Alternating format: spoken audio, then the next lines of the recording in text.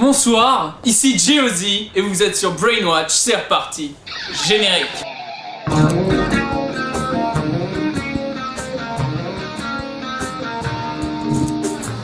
Alors, mes amis, aujourd'hui, on s'attaque à l'un des scientifiques les plus connus des masses, Nikola Tesla. Petite précision immédiate, dans cette émission, on va surtout parler du personnage en lui-même, et pas trop de ses inventions. Vous faites très mal votre travail.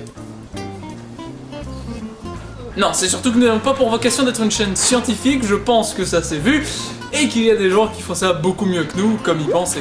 Donc si c'est les inventions qui vous intéressent, allez voir une autre chaîne. Comme y penser, par exemple.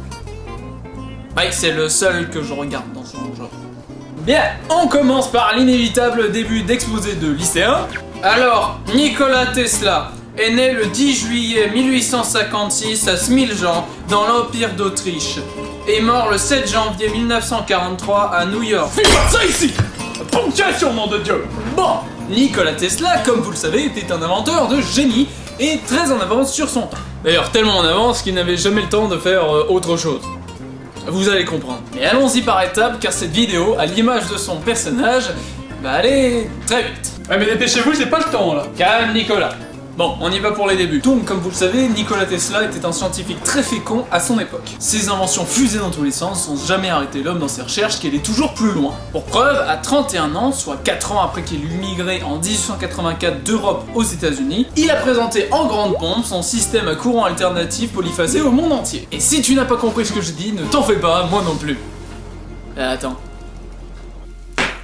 Alors, ce système électrique, c'est celui qui est utilisé aujourd'hui universellement.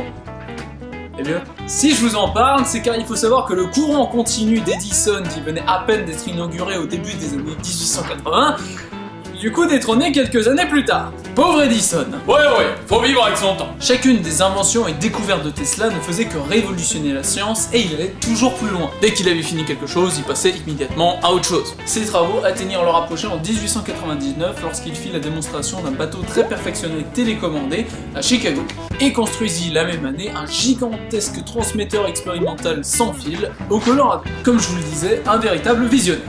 Et malheureusement, les théories de Tesla qui étaient peu orthodoxes à l'époque n'était pas reconnu immédiatement. Et c'était là un autre problème de Tesla, il était vu par le grand public comme l'archétype du savant fou. Comment ça? Frankenstein? Et la publication de son autobiographie Mes inventions n'a pas aidé dans ce sens. Et en plus, il l'a fait un peu précipitamment, si j'ose dire. Tesla était bien trop occupé et il était convaincu qu'il vivrait très longtemps. Et il a toujours refusé de gratifier quiconque de son autobiographie, disant qu'il s'en chargerait lorsqu'il aurait 125 ans et terminé toutes ses recherches. Bon, je l'admets, je me suis trompé, ça arrive à tout le monde. Qui plus est, à la suite de la publication de Mes inventions, il passa de plus en plus pour un inventeur visionnaire sans portefeuille, enclin à faire des déclarations extravagantes à la presse. Mais là, je pense que vous vous dites que vu comment Tesla était perçu, on devait lui lancer des pierres.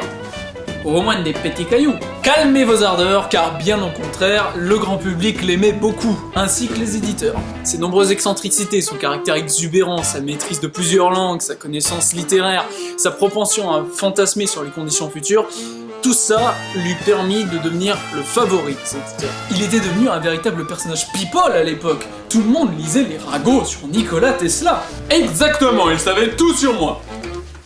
Si seulement il m'avait aussi filé de l'argent.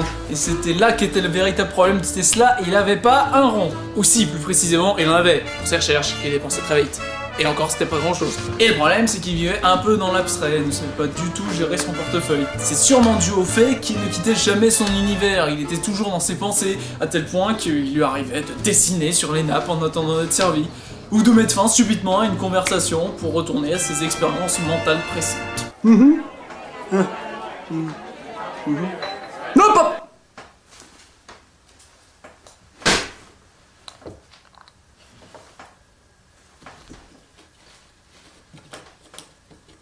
Excusez-moi, je pourrais emporter cette nappe?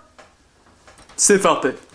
Mais revenons à l'argent. On en revient toujours à ce sujet dans ce monde. Tesla avait un besoin pressant de reconnaissance et devint donc victime de son image publique. Le public savait que Tesla aimait dîner dans un restaurant très chic, mais il ne réalisait pas que son obsession de la nourriture et celle de sauver les apparences l'emprisonnaient dans des habitudes dont il n'arrivait pas à se défaire. Il était courant qu'il emprunte à Jean-Patrick pour payer le dîner de Bob Arnold. et était constamment endetté. C'est donc à cause de la presse que la vision de lui était énormément déformée. Mais je vois que le temps file et mon invité me presse de passer à la partie 2, donc on se retrouve tout de suite après cette courte pause. Apaisement, sérénité, absolu calme.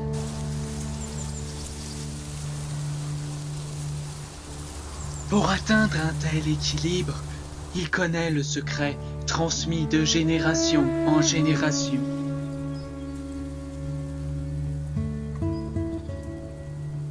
Le fromage, Gouda Bouddha. Fromage! Et vous, aurez-vous la même patience pour ce fromage? Gouda Bouddha. Et maintenant nous allons parler un peu de ses découvertes, sinon je vais le vexer. Pour quelle raison j'ai accepté d'être dans son émission déjà? Bien comme je l'ai dit précédemment, en décembre 1898, lors d'une foire dédiée à l'électricité au Madison Square Garden, il fait la démonstration d'un bateau radiocommandé qu'il surnomme Téléautomaton 47. Également en 1900, il découvre le principe du radar, le met au point et malgré des problèmes financiers publie les bases de ce qui deviendra presque 3 décennies plus tard, le radar. Et c'est le 3 février 1892, devant l'Institution of Electrical Engineers de Londres, que Tesla envisage pour la première fois le concept d'énergie libre. Donc, comme vous pouvez le constater, Tesla touchait un peu à tout et innovait énormément en son temps. Une des polémiques les plus importantes était en rapport avec un système d'électricité gratuit, la tour de Tesla. Problème encore lié à l'argent. Et oui, car d'un côté, le bon Tesla voulant la distribuer gratuitement, et de l'autre, JP Morgan voulant la commercialiser. Et on sait qui a gagné. Bon, mais là, je vous vois déjà venir. Mais Giozzi, qu'en est-il du reste de ces inventions, ces folles découvertes dont on parle jamais? Eh bien oui, tu as tout à fait raison, car comme je vous l'ai dit, Tesla était l'archétype du savant fou. Il a imaginé bien des choses. Il y a tout d'abord dans les années 30 où il a prétendu avoir inventé une arme capable de projeter de l'énergie de façon dirigée. Une arme si puissante qu'elle pourrait fendre la Terre en deux, obligeant tous les chefs d'État à s'entendre entre eux. Quel héros! Je prône la paix! On a cours alternatif. La presse l'appela le rayon de la paix ou rayon de la mort, et Tesla décrivit l'arme comme étant capable d'être utilisée contre une infanterie terrestre ou contre une force aérienne. Et c'est de là dans les jeux que vient le fameux canon Tesla, ainsi que sûrement l'étoile noire. L'empereur pas de patin n'a rien inventé. Mais attendez, c'est pas tout. En 1911, Tesla a dit au New York Herald qu'il travaillait sur une machine volante antigravité. Et attention, j'ai pas dit vaisseau spatial. Mais bon, pour vous en parler, le mieux, c'est d'écouter le maître. La machine volante n'aura ni aile ni hélice. En la voyant au sol, vous ne pourriez deviner que c'est une machine volante. Cependant, elle pourra se déplacer à volonté dans l'air, à des vitesses encore jamais atteintes, sans se soucier du temps, des trous d'air ou des courants descendants. Et si elle le souhaite, elle pourra même emprunter ces courants météorologiques. Elle pourra rester stationnaire longtemps, même s'il y a du vent. Son pouvoir d'ascension ne dépendra pas de n'importe quel appareil fragile, tel que ce dont se servent les oiseaux, mais d'une action mécanique positive. Merci à tous. Il avait évidemment réalisé les plans de son appareil. Tesla avait également inventé un design d'aéronef à propulsion électrique capable de transporter des passagers de New York à Londres en moins de 3 heures et se déplaçant à 12 km d'altitude. Il avait également imaginé que les dirigeables pourraient tirer leur énergie de l'atmosphère même sans jamais avoir besoin de ravitailler. Et certains croient que dans les inventions secrètes de Tesla, il y avait des engins de télétransportation et de communication avec d'autres formes de vie dans l'univers. Mais là, on touche au point difficile et tangible du complot. Non messieurs, je n'ai jamais vu cette créature à tête de poule. Et je ne peux pas faire une vidéo sur Tesla sans en parler au moins d'une. Alors penchons-nous sur cette prétendue invention de téléportation. Pour cela, il faut que je vous parle d'une prétendue expérience militaire, l'expérience de Philadelphie, aussi appelée Project Rainbow. Project Rainbow est une expérience militaire qui aurait eu lieu dans les chantiers navals de Philadelphie aux alentours du 23 octobre 1942, soit 9 mois après la mort de Nikola Tesla. Elle aurait consisté à rendre invisible pendant un bref moment le destroyer américain USS Eldridge. Selon un prétendu surveillant de l'expérience, le navire aurait été rendu invisible et téléporté aller-retour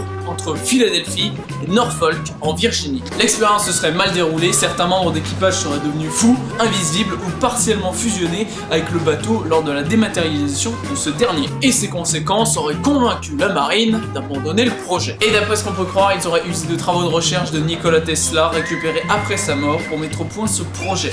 Tesla, une remarque? Complètement tiré par les cheveux. En tout cas, c'est un mystère autour de l'inventeur, à vous de voir si vous croyez ou non à ma théorie. En tout cas, après sa mort dans la misère en 1943, le FBI intervint pour récupérer tous ses documents et prototypes. C'est pour cela qu'il y a de bonnes raisons de croire que l'armée américaine continue d'exploiter les inventions et théories en enseignant directement la philosophie de l'homme qui fut peut-être l'inventeur le plus talentueux et inspiré de tous les temps. Et voilà, vous en savez un peu plus sur qui était Tesla. L'émission touche à sa fin, merci de nous avoir suivis. Abonne-toi et mets la cloche. D'ici là, à bientôt pour un prochain épisode. Tesla, le mot de la fin? Générique, pas le temps.